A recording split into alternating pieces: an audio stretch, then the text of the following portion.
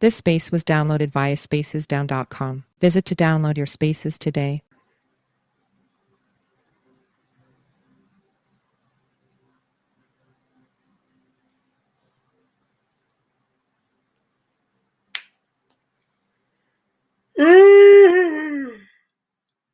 Yeah, shit. Come on.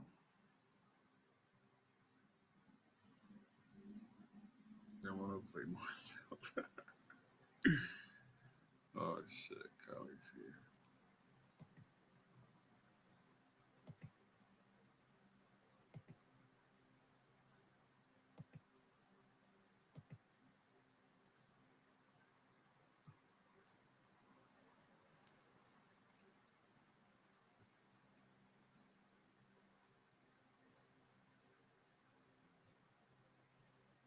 Hello, hello. Hey, Fernand. Hello, Alberto. Hi, Kylie. Happy to hear you. Good evening. Good night. Alberto. Can you hear me good, Kylie? Yeah, I can hear perfect, but should I invite Alberto to come up or? Yeah, I already sent them an invite, but if you can, yeah, you can send them an invite too. I don't know which one is gonna prompt better than the other. Oh, okay, I didn't know how what happened if you sent one or not, but I can see him as a listener, and I was wondering what's going on. Yeah, maybe just gotta give him a minute or two. Ah, Hola, ¿cómo están? ¿No? ¿Todo bien? No, no recibí el invite, no, pero todo bien, todo tranquilo. ¿Cómo andan ustedes? muy bien. Me Muy bien, alegro. Alberto, buenas noches, buenas tardes, no sé dónde Buenos, eres. buenos días, buenas noches, tardes o madrugadas. Soy de Uruguay, soy uruguayo de Uruguay.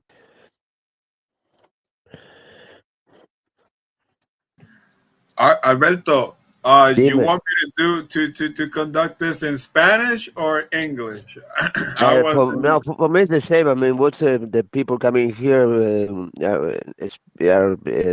from where normally from? Cool. For Yeah, me, it's the because same. I mean, I have no problems doing it. I prefer a bit doing it in English, but because many more people might come here if it is in English. I think I don't know. It's up to you. For me, it's the same. I go by feel. I go by. Right now, I'm gonna recite this introduction in English because that's how I wrote it.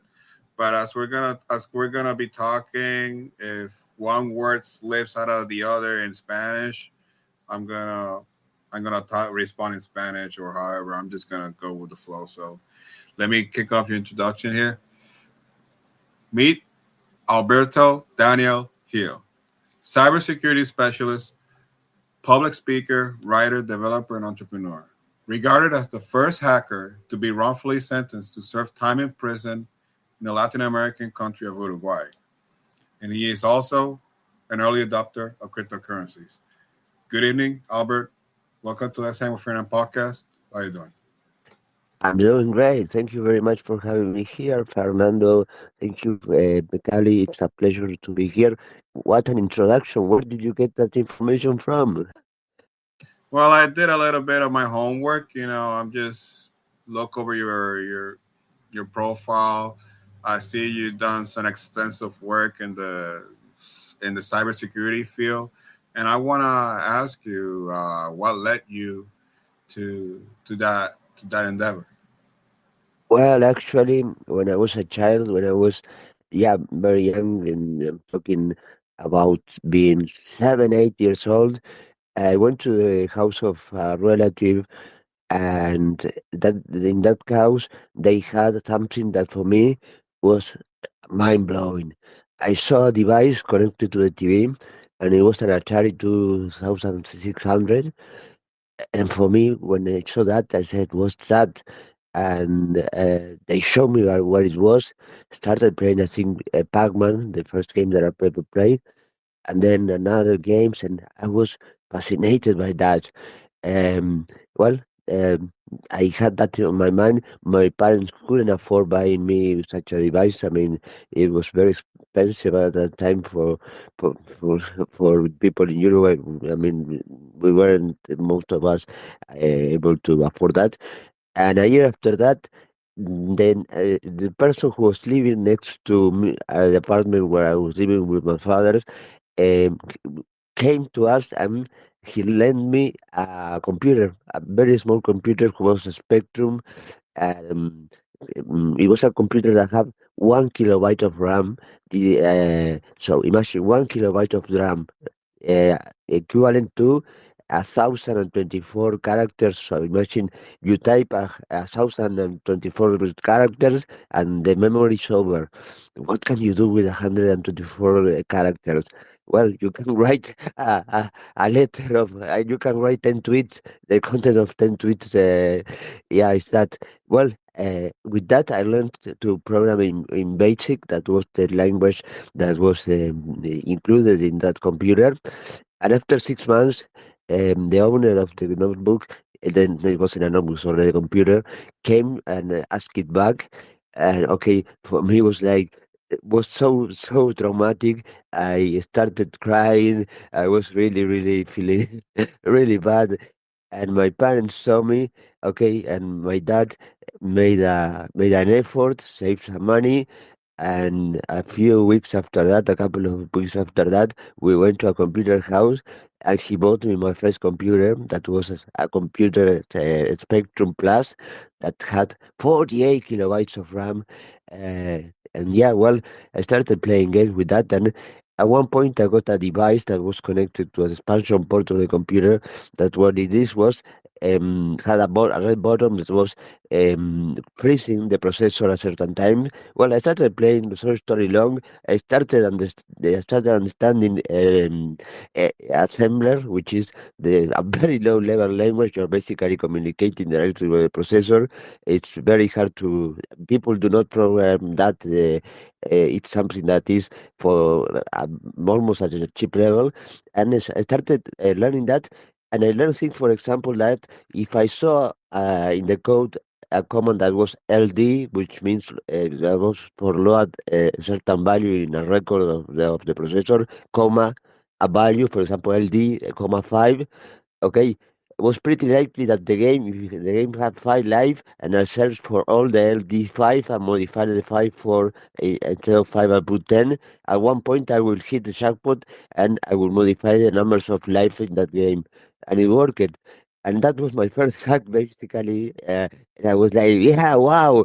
And I was a child. Everybody, my friends were playing soccer in the street, and I was with the computer all day. And the fascination and curiosity I had were endless, like today. So basically, ever since that moment, I was involved with computers, with uh, finding a ways of making the programs work in a way that are not supposed to work, and basically that is what hacking is all about. Is entering into systems, computer programs, and make them do things that they're not supposed to do and modify them. And yeah, for different reasons. Yeah, and then I went to school, secondary school, and then I entered into university and I got degree on computer sciences.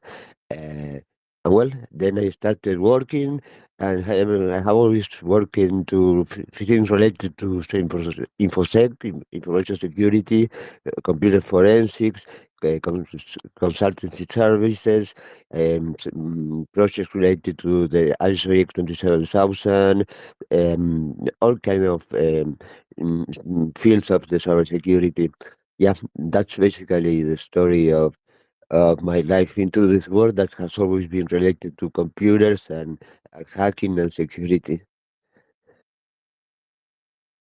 I want to know, like, when you go to get education and when you go to learn about cyber security and the concept and the theory, and like how much of it is technical and how much of it do you use critical thinking? Like how, like, is it patterns? Like, is there something, like, how do you figure out a problem Like how do you identify a problem and how do you solve it? Like what do they teach you about? Okay, it's with practice, a lot of practice. You have to have, I mean, you have to be very skilled. You have to, when it comes to um, frustration, you have to master the art of frustration because you are going to be in front of a system computer or anything for hours and hours and hours. It's pretty likely that you will not get any result, but you cannot stop.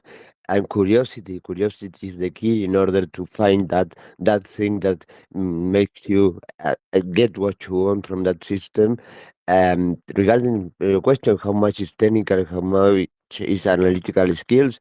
Well, technical, let's say that you have to know the basics technically in order to do it. Yeah, surely.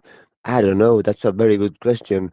I think that yeah, if you probably we are talking about less than half of the work is knowing the technical stuff, and 60% is analytical thinking. It's yeah. I would taking a honestly, that's a very good question. That I will do a little bit of research to see what the experts say about that. But I would say that it's more about your mindset, and the way you think, the way you approach by instinct. Because after a certain time of doing this, you are in front of a system and you can directly just watching at the system.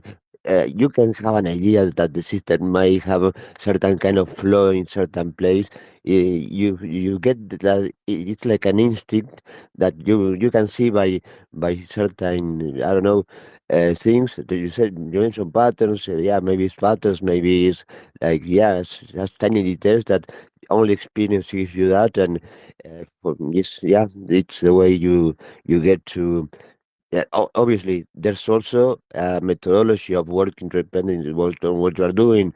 In case of pen testing web applications, okay, you have a certain structure in order different methodologies in order to approach that yeah you are following something that is not like okay, it's you said that I am a writer of an author of a book. Yeah, I wrote a book, but you know what? When I started writing the book, I thought, okay, writing a book is about writing and then putting all together, and I have the book. And I did that. I started writing about things, and at one point I realized that everything was a mess. I mean, it was impossible to understand. It was a disaster. So I said, "Whoa, why is that?" Oh, maybe you have to follow certain methodology to write a book. So and then what I did was I started reading books on how to write books. Yeah, so everything basically, if you want to do something, yeah, you have to follow certain methodology, certain I don't know norm of reference, or you have to follow certain points in order to get to the destination. And yeah, I have to learn how to write books in order to write the book. In order to test the security of an application web, you have different some ways of approaching that, methodologies to do it. But still, that doesn't guarantee you that if you follow the methodology, it's a step one, step three, at the end you get a result system hacked. Unfortunately, it's not as simple as that. If it was as simple as that, there would be a program that would actually be executed and all the system would be hacked. No, it takes much more than that, and that's when the the, the curiosity and the experience and yeah, and the instinct of a person in this field comes into this game and makes the difference between being successful or not that and breaking a system. But yeah, I think it's much more the time experience that you acquire during the years. But and technically, yeah, you have to have a background, and it's for me impossible to believe that somebody who doesn't know the basis regarding computer sciences could become a hacker. Somebody who can be good at hacking. Yeah, you have to have a solid base, I think. In my case, I have a a degree in computer sciences. The university gave me almost about 0% of knowledge regarding cybersecurity. What I learned from my own, and then taking courses about that. But university for me was, yeah, didn't. I mean, it's just a piece of paper that certifies that I approved certain courses, and in 5 years of my life, and that's it. All I learned was basically how to hack the systems of the university during that period of time. That was the well, I was just kidding for the records. I didn't do that. I would have done that, and I will never do it. Oh, I'm sorry, my selective broke in English. I will never do it again. I meant I would never do it. Yeah, I'm sorry. I expressed myself incorrectly. Alberto, I want to ask you, like, what has been one of your most or the most notable case that you have been a part of when it comes to hacking? What has been the biggest problem you have solved Well, actually, uh, yeah. in cybersecurity? Like, what has been the biggest, your Well, biggest? I cannot. I mean, I don't talk about the things I have done, the things that I eventually might have, hypothetically speaking, done in when it comes to hacking systems. Uh, First of all, I don't like bragging about things that I have done. I don't like people that well. If you brag, actually, you can get into trouble big nowadays. That we have legislation regarding an appropriate use of computer systems and what is a crime and not is a crime. But I can tell you that when it comes to the field of cybersecurity, I can tell you what has been for me um, one of the most amazing things that I got to see and contact the people that did it was listening and being contacted and being in touch and becoming almost friends with some of the guys that were in a case that was called the Xbox Gang, that was featured in Wired magazine and in many other media.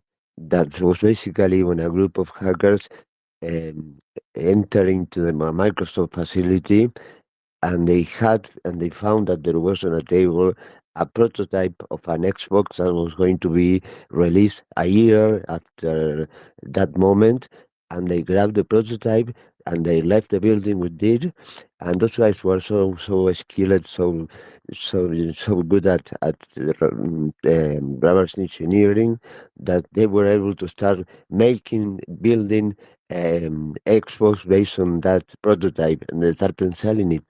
Wow, those guys started making a lot of money selling those devices that they stole from Microsoft, and then they were very good, and they went for that, and then the next thing that they did was they hacked the systems of the government of the USA, and they stole the prototype of an Apache helicopter from there. That was information completely confidential, and then they hack, I think, um, uh, si- Hollywood studio, and they stole a movie that was going to be released from there.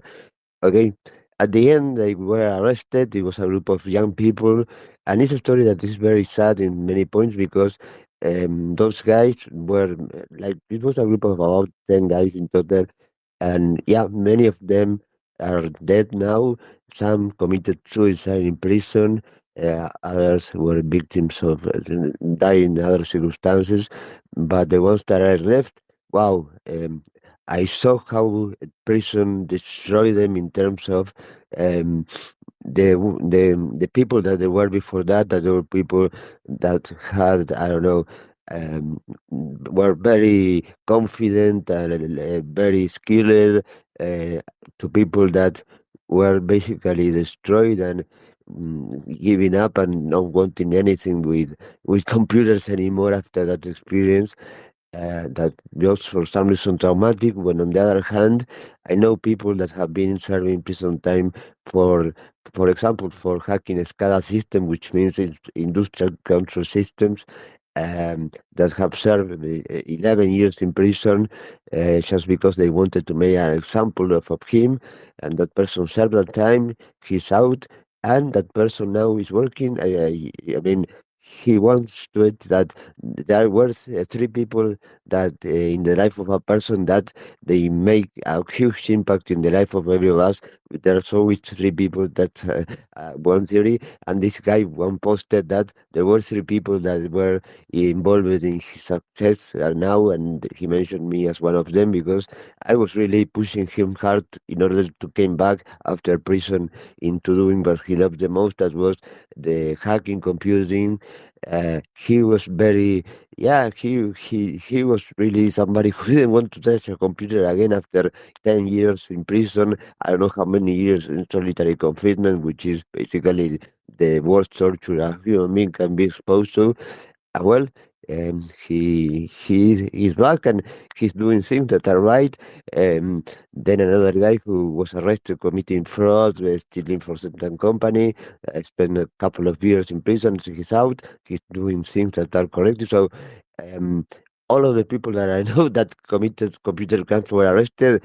None of them actually came back to prison for that, and not all of them that I know uh, are all doing things that are in the field of cybersecurity and are doing good things, which is amazing, really. I think that in prison in general, once you go to prison, it's pretty likely that within certain time frame, 2 years, something like that, 60-70% of the inmates are going to at one point come back to being arrested and coming back to prison, and that is not the case in into this kind of crime that are very special.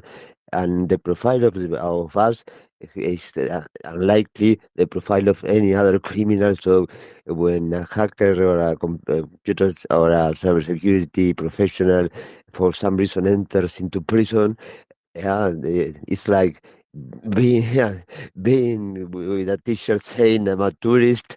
I know nothing about this environment. You are living in a world that you have no clue what this is all about, and people, if you're lucky, like me, perceive you as somebody who has skills that are very, I don't know, they have no idea. They only know that the person can do things that nobody else can do. Is that it's here as superstars, uh, and that gives you a huge advantage in prison, which means they don't bother you. Actually, they try to become close to you in order to try to see if your knowledge can be used for them in order to commit crimes that it's to try find new business opportunities in the world of crime. Yeah, yeah. I'm sorry that I talk too much, but the story that I cannot say about myself what was the biggest achievement that I got.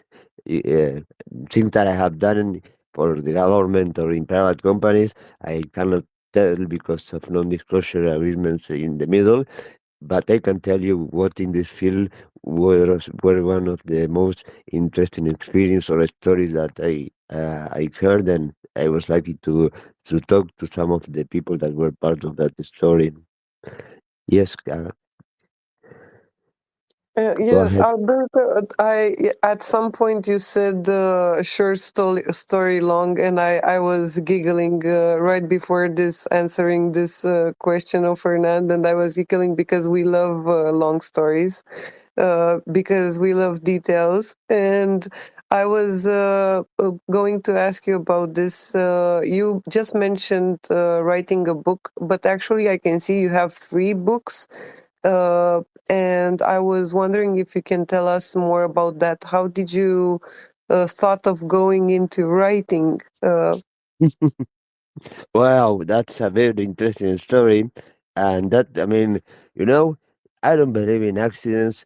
I mean, I believe that things in life uh, are happening. I mean, the universe is a beautiful machine that is watching us from above and making fun of our lives.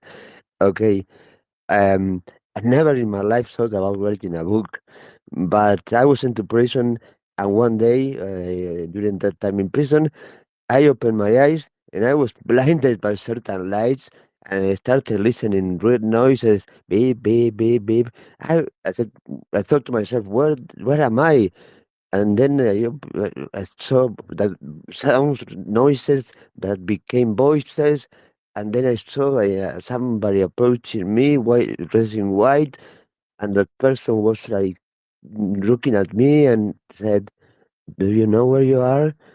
And I tried to say no, but I realized I couldn't talk because I have a tube in my mouth, and I tried to say no, moving my head, but and my eyes, and the person said, "Okay, don't worry.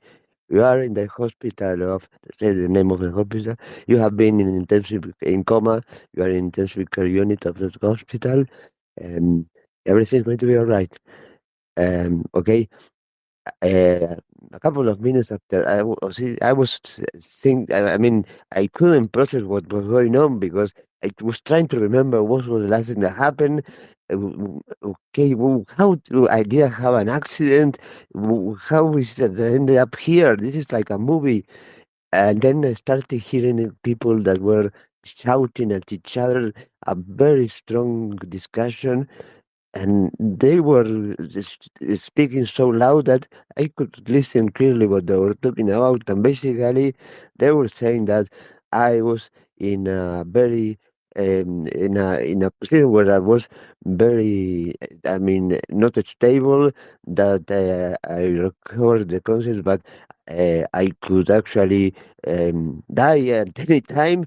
And one of them would said, "I don't want the person to die here. Yeah, let's transfer him to another hospital." I mean, imagine if this person dies here. I mean, I would have to fill all this paperwork. It would be like a pain in the ass to do all the bureaucracy when if he passes away here. I don't want that problem. Let's transfer him to the other place. So yeah, I don't want to deal with the problem of him dying here. And I was listening to that, and instead of feeling fear or panic or becoming like crazy, I was feeling like I think, smiling as much as I could with the juice in my mouth, and I was thinking, I can't believe it. These guys are talking about me eventually dying here, and they don't realize that I'm listening to that. And for me, it was funny, and at the same time, I didn't feel any fear, any kind of negative emotion was with me. On the other hand, I was feeling such a calm that I was feeling really calm, in peace. And at one point, I heard a voice, and it was a voice that I recognized it very fast, but it couldn't be. It was the voice of my mother, and then another voice, and it was another voice that I recognized also. And my mother was kissing in the cheek, and she was talking with the director of the prison, the sub-director, and yeah, I don't know how. Well, my mother got notified of me being there. I was in a prison that is in the middle of Uruguay. It takes 2 hours and a half to reach there. My mother got a bus, and she has many health issues, and it's hard for her to walk. She has arthritis, and many problems that are making her very difficult to move. But yeah, she was there, and okay, the protocol in cases of inmates being sent to prison is that they have to be always escorted by at least one police, and they have to be handcuffed to the bed, and okay, and nobody could approach them or have contact with the inmate. But okay, the director of the prison that was talking to my mother, he said, "Okay, yeah, you can go and you can kiss your son," because he probably thought, "Okay, maybe this is the last time the mother will see the son." And my mother came, and I was like feeling so bad for her. I mean, oh my God, I I want to. My mom seeing that. I mean, I felt really, really guilty of that, even though it was not my fault. And she kissed me on my cheek, and she told me how much she loved me. And yeah, that was beautiful. The protocol says that no, that she was not supposed to touch me or anything, but in that case, yeah, she did it. Uh, okay, and then I saw that okay, there were two policemen there, and then another third police because they were confused in the swift of being escorting me, and I saw three policemen. I was in intensive care unit of a hospital. They were talking about my death. The doctors. My mother appeared out of the blue and became friends with the director and director of the prison. They started making jokes and laughing. I said, "Holy shit, this is unbelievable! I will have to write a book about this." And then I stopped for a second and said, "Oh no, I know myself. I'm such a procrastinator that I will never write a book. Come on, Alberto, get real." Okay, after being released and 3 years after that, I said, no, I will write a book. This story is like crazy, and I want to spread this story. I didn't start doing that for my motivation. It was not making money. It was a challenge, more or less, like everything in Harlequin is a challenge. And okay, I told you how frustrating it was initially not having a methodology to do it.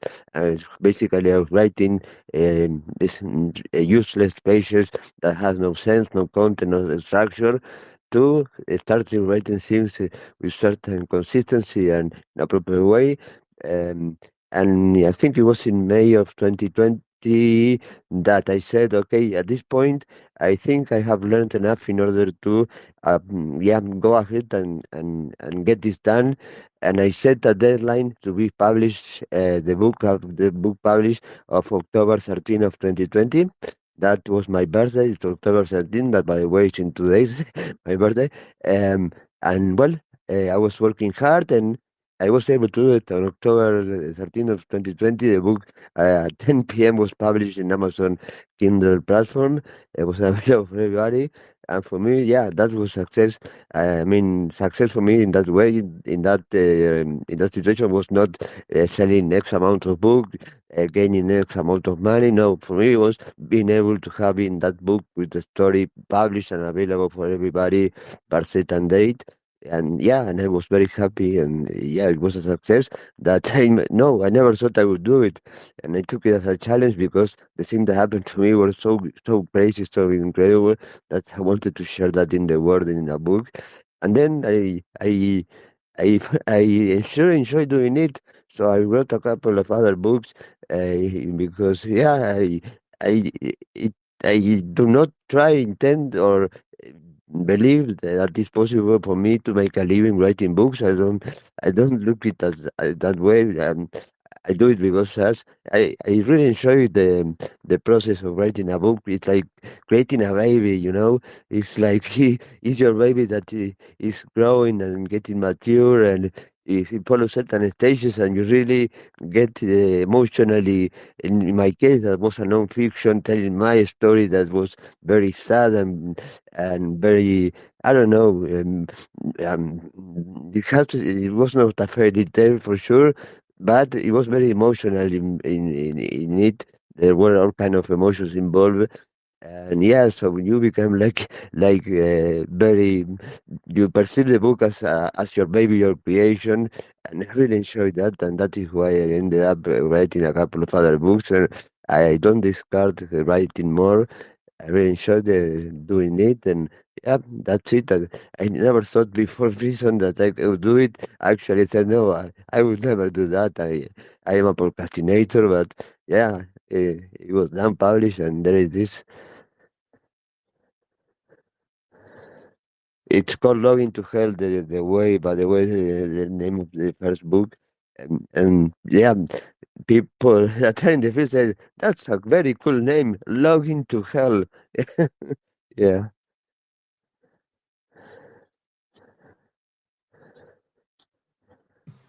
Kali, you there? Yeah, I'm sorry. I was a little bit glitching here. I was pressing on the mic, but nothing was happening. I'm actually, so I can see that anyone can purchase them on from Kindle, right? Like it's Yeah, the yeah, actually, it's available on Kindle as ebook, but it's I mean for for my yeah, I took the decision of don't giving all the rights to Amazon for having the exclusivity of it. Yeah, for personal reasons and beliefs, no, I am the owner of the right of the book. The book is, yeah, you can get it as a book in Kindle, in paperback, in Amazon. It's also available on major booksellers such as Barnes and Nobles and many other bookstores out there. Yeah, it's not Amazon only that has the exclusivity. I put the price of the electronic version, I think, at the lowest price that the platform was allowing me, and not having selected exclusivity. The fees, I mean the commissions that I get per each book that is being sold is ridiculously low. We're talking about cents or a dollar. I mean, it's very low. But yeah, but the idea was to actually, okay, mission of writing the book complete. I did it. Now I want to make it available to everybody at a very low price. And if somebody doesn't have the money to pay it, I give an electronic copy for free without any problem. I believe that some information should be free, and everybody should have access to certain things, despite of the fact of not having the money or to afford it. And in this case, this is information that can be useful for a lot of people. And yeah, I mean, if you cannot afford buying that, you can contact me. I have given much more copies away for free than the copies I have sold. So yeah, that is the way I my market. Yeah, I would never become a millionaire with that approach by writing books, but no, uh, I enjoy it only. But my life in cybersecurity is not around writing books. Yeah, I had my fair share. I tried having a book published. Fernand knows about it on Amazon, and for some reason, it wasn't. It didn't get published. I suppose one day, who knows? One day I will find the reason why, but I'm not that interested, to be honest. Maybe I can find other ways to publish it. I was thinking of Mm, maybe. well, I can tell you, my book is available also in NFT format. You can get it as an NFT. I don't know, guys, if you're into NFT, but there's a place called NFT Books that info, and there people can publish their books in NFT format, and you can buy it, and then after reading that, you can sell it. So you are making money on a secondary market. You can have it, and you can lend it for a weekend, for a couple of days, and you pay a fraction, I mean, cents. Um, and you can have it to read it for certain amount of money. They are lending you the book.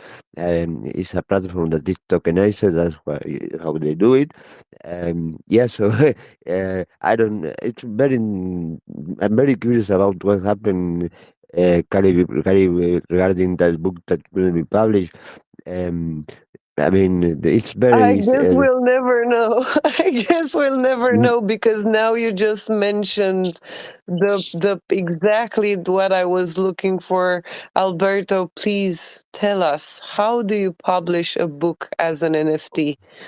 To have a Okay. format as a book, to scroll maybe through it, I suppose, because otherwise it's not a book, it's a collection, right? No, it is well, actually, what you are buying a token that allows you to get the book. Basically, if in your wallet you have the token, a token that is associated, yeah, to a collection of any. If there were minted initially 250 or 100 copies of the book available in that platform, that collection. Okay, and if you have the NFT, that this token associated to any of them, you download the book, and you can open it and read it. If in your wallet you have the associated token, that means that you have bought it. Yeah, that's the way basically it works. It's like you have to buy the ticket or to prove that you pay for it, and if in your wallet you have the ticket, which is the NFT, you can open and read it. That's the way it works. It's basically tokenizing the way it is sent from the sold and bought and exchanged and landed. Yeah, it's like that.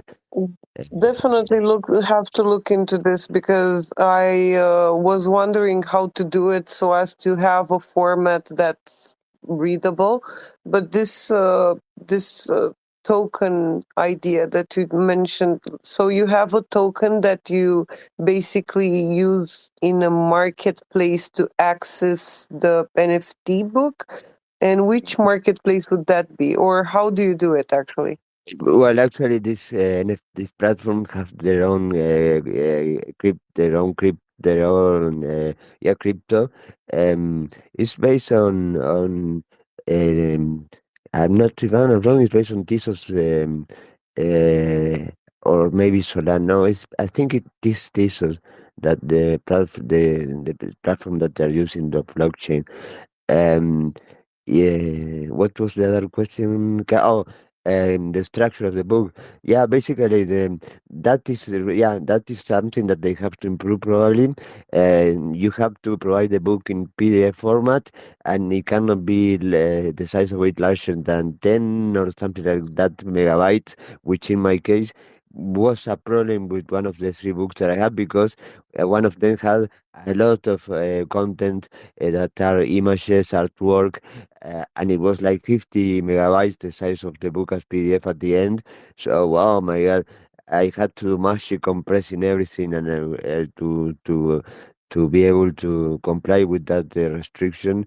And yeah, and I wasn't very happy because of it, because of the quality that was lost in that process was a big, yeah, that's basically, all they want is the PDF of the book and has to be no larger than certain size in megabytes, which is not a lot of space that you can use. So yeah, that's something that is a way. I don't know right now. It was last year published an NFT. I don't know if they evolved and now they have other higher capacity in terms of the size that they allow per book or anything. I don't know what changes have been in the platform from what I'm telling you now, the way it worked when I published it initially. Trust me, you told us more than enough for me, at least, and I'm sure Fernando as well. So because he's also interested in writing more, and who knows, maybe we were talking about the magazine at some point, Fernand. Not only for my book. So this is a great idea. Thank you so much for sharing, Alberto. And okay, so I have another question, Fernand. Just one question before I let you I let you go on. Sorry for this, but I gotta ask you because I was looking on your articles and I saw that one of them is dedicated to your mom. And I was wondering if you can tell us, was she the most influential person in your life, or who was your Well, most I influential? can tell you, yeah, there was a post that, I mean, my story was being developed through all these years. It was not a story that had a beginning and end when I entered into prison. I left prison. No, it was a living story that was being, it was that a reality show happening on Twitter with tweets, with activity in Twitter, publishing. Meanwhile, in parallel, things were happening in real world regarding the process. And one probably in 2022 the process was closed and at the end I have no criminal records. It was a nightmare, but for me it was exhausting mentally, physically, economically. I lost everything. Is Yeah, but it made me a much stronger person than I was before, and made me experience something that allowed me to see the world from a different perspective and change it in certain way my values and the way I see things, and yeah, it was a very an experience that was think uh, providing me a lot of things that allowed me to see the world in a different way, and yeah, and I'm pretty sure that my yeah, that I think that it was something that I grew a lot. So I try to see the positive things of such experience. Initially, when that happened, I was angry, upset. I have all negative feelings towards all the people involved because it was very unjust and unfair the way my case was treated, and it was something that I really was full of anger inside of me towards the system, towards certain people for having it there. I really wanted revenge. I was really, really upset. But you realize that with time, all those feelings are being actually slowly vanishing. And I can tell you right now, in 2024, um, that it's going to be 7 years. There's a song that I created, it's called 7 Years of Pain. um, I look back and I see that moment that now seems so far away. And at this point, I tell you, I have no feelings of hate, of anger. I look back, and it was an experience that was not that terrible as I felt it when it happened. So I was looking at that event from a different perspective, and I realized that actually, when this kind of things happen, in particular, people with my profile, that um, if you are able to actually, when that happens, clearly, quickly look at the situation and try to see it from not that from away. You try to see it from a different perspective. There's normally always an opportunity when it happens something that is negative and is terrible or whatever. At the same time, you are being pushed into a place where you can, if you are able to look at good enough, an opportunity that can actually transform that negative experience into an opportunity that opens you the door to reach and I don't know, eventually get to get to end up in a place that you would never have gone if it wasn't because of such a terrible experience. Yeah, so uh, writing the book, we all go back to the book that this was something that I said I will never write a book at one point when in the intensive care unit of a hospital about to die. I did write the book. I got it published in 2023 in March.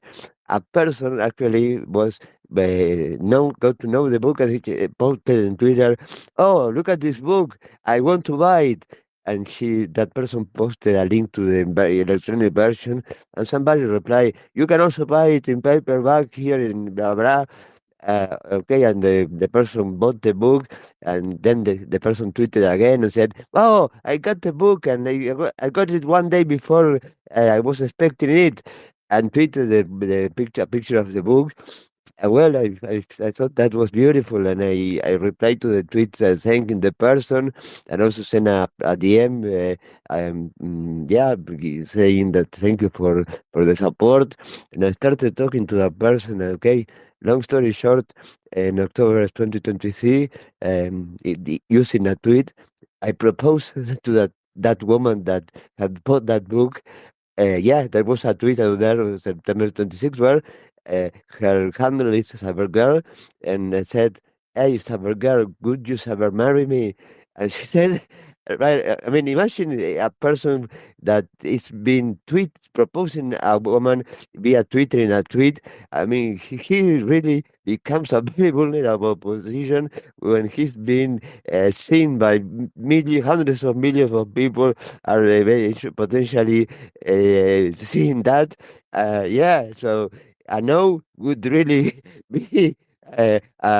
Would really be something that affect very badly my confidence, my self-esteem.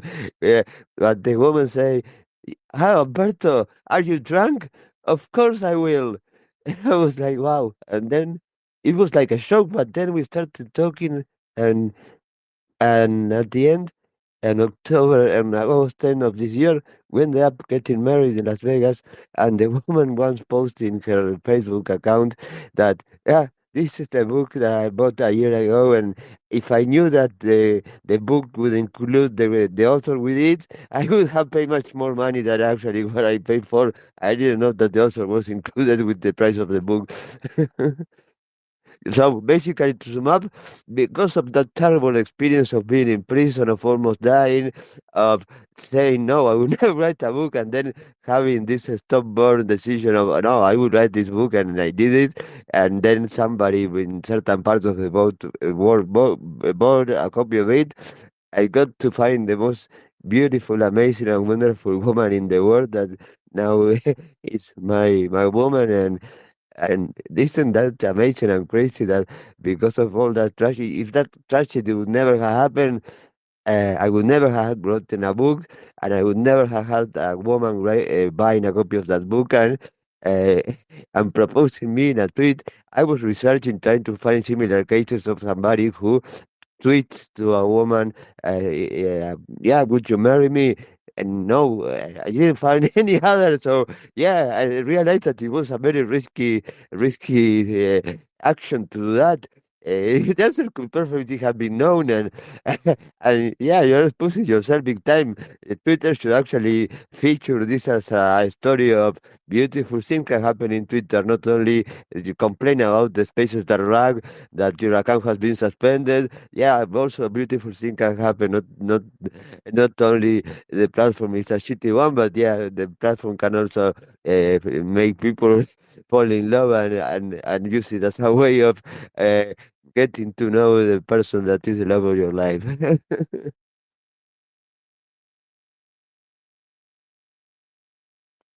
That's amazing, Alberto. I can't believe. Well, we all have our fair share of romance online, much more than the others. I don't know, maybe not me, not the luckiest one. Fernand, I cut you off at some point, and I'm not sure if we're time constrained in any way. That's why I mentioned that I have one more question. Go ahead, please, if you're here. I don't know. Can we do a podcast for 5 hours? I mean, Well, you will have to cut me at 5 hours sharp because people tell me, Alberto, yeah, when you start speaking about this, yeah, I mean, they have to stop me. I mean, because otherwise I could, I mean, the story it has in it, it's like a story from like Pulp Fiction or it's like a story inside another story inside another story, and the things that happen are unbelievable. I mean, uh, when I wrote the book, actually, something interesting that happened to me was that at one point I was writing, describing the experience, and I realized that okay, I had to remove certain things. I was thinking I shouldn't include this because people would believe that this is I'm making up this. What are the odds of this having happened? I mean, this is so insane that people would question that this really happened when actually everything is backed up with evidence, the technical details and yeah, the parts that are explaining from a technical perspective, but are very few and are optional for the reader to go through. The book is written as a story that can be understood and read by anybody. You don't have to be somebody who is into technology or anything. Anybody can read the story of a person who was a big accuser of a crime he never committed, and his yes, his path in order to overcome that. And when he left prison, that person had nothing except a cellular, and with that cellular, he actually made such an impact in a system that the system was there's before and after. There were huge change because of my case in the legislation of my country. My case appears